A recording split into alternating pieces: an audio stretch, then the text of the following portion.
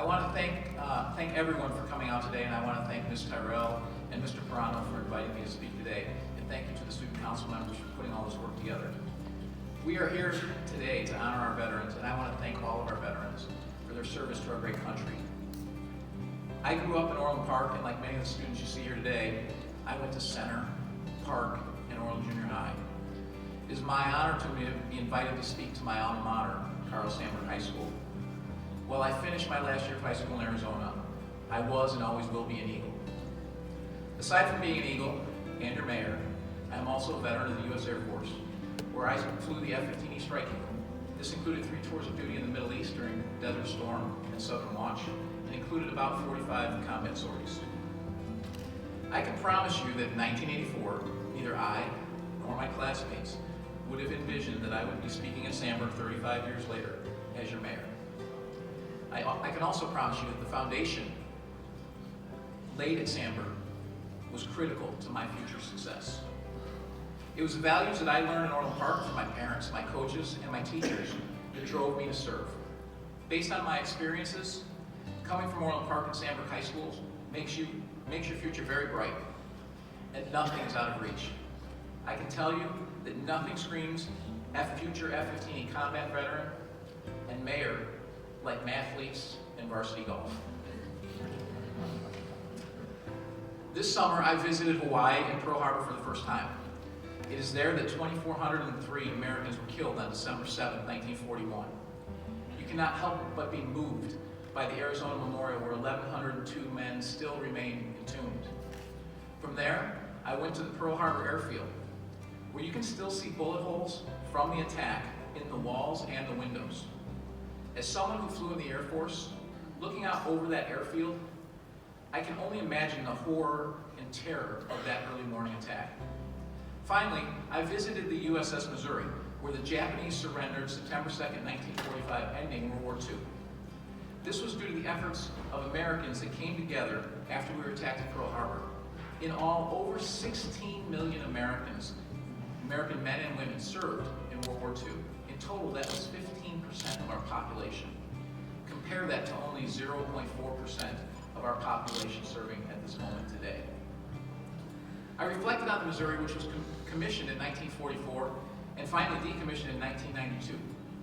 She, like the veterans in this room, helped the United States defeat imperialism, fascism, Nazism, despotism, and communism.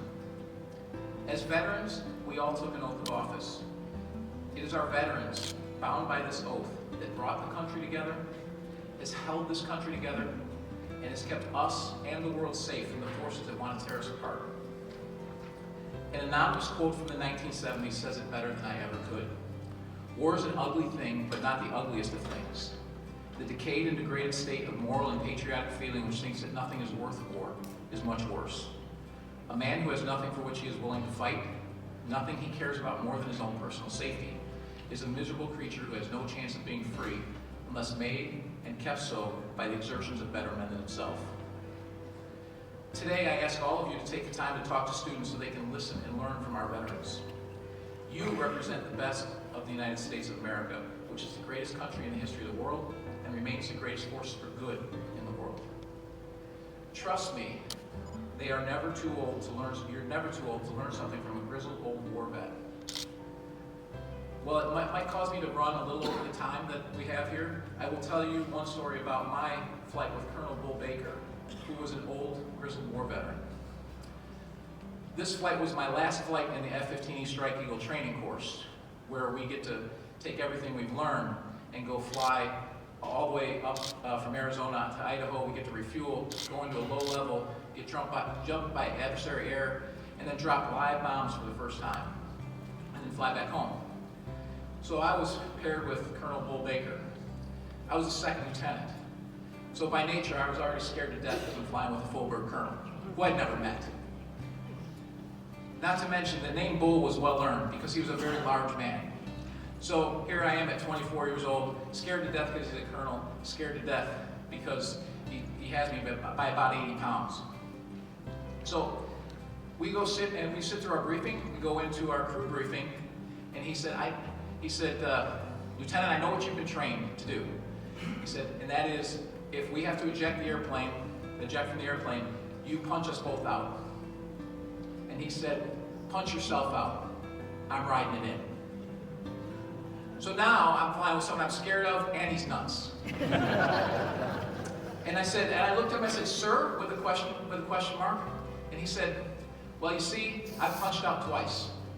And the first time, I ended up a POW. And the second time, I broke my back at Holloman Air Force Base, New Mexico, and it took me a year till I could fly again. So I'm not going through that again. So we take off, and the first thing he does, right after we get gears in the well, he says, your jet, and I'm flying formation. And he's fishing around in his pockets, and what is he doing? Well, he puts something on the dashboard, which I later figure out is an ashtray, and he lights up a cigarette and starts smoking. And I can tell you, in all my years in the Air Force, that's the only time never before or since did I ever see anyone smoke in an airplane. But I figured he's a POW, he was a POW, he's got the right to do what he wants. So all the way up and all the way back, here he is smoking in the jet. So he eventually takes the airplane back, we refuel, we drop into a low level, we're flying at 300 feet through Idaho, we can jump by F-16s, having a lot of fun. We pop up, and the way you attack from low level is you pop up, you roll in, and you dive onto the target, you drop your bombs, and you pull off. Well, there's some things about diving to the target with live bombs. If you drop too low, or too steep, or too fast, you might not pull out enough to keep from the bombs blowing you up too. So there's training rules. Don't be too fast, don't be too steep, don't be low. So we pop, we're low. Now we're 7 degrees too steep, 70 knots too fast. I'm in the back seat screaming, come off, come off, come off. The next thing I know, I feel 2,000 pounds of munitions come off of our airplane, which actually, you can feel it. Big bump. And now I'm thinking, oh Christ, we're gonna die. So I'm in the back seat just cringing, waiting for us to blow up. We pull off the target. Next thing I hear from the Ranger is Shack 2. So we nailed the target. Now I'm thinking for 2 hours all the way home, I just flunked, and I'm not going to get through the program. So we come back, we debrief, we sit down in our crew briefing, and now I'm waiting for the bad news. And he says, you were right.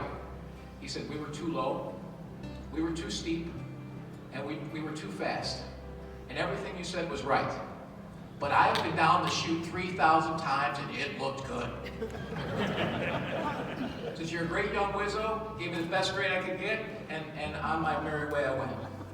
But in researching this, here's a little bit more about Bull Baker. He was a POW in Cambodia for 8 months, and he was wounded while trying to escape after shooting several of his captors after stealing a weapon. He died in 2009 from complications due to those wounds. He also was the only repatriated POW from Cambodia that flew in the Gulf War. He received several medals, including 2 Distinguished Flying Crosses, 2 Bronze Stars, a Purple Heart, and the POW medal. Also, while he was captive with 7 other men in Cambodia, he penned this short poem. We will be a little older, but much more wise. And I don't mean from listening to communist lies. If there is one thing upon which 7 men can agree, that one thing is, freedom is not free. I was lucky to get to spend 4 hours of my life with this true American hero. Today, we are surrounded by true American heroes. Could all of our veterans who are able, please stand up?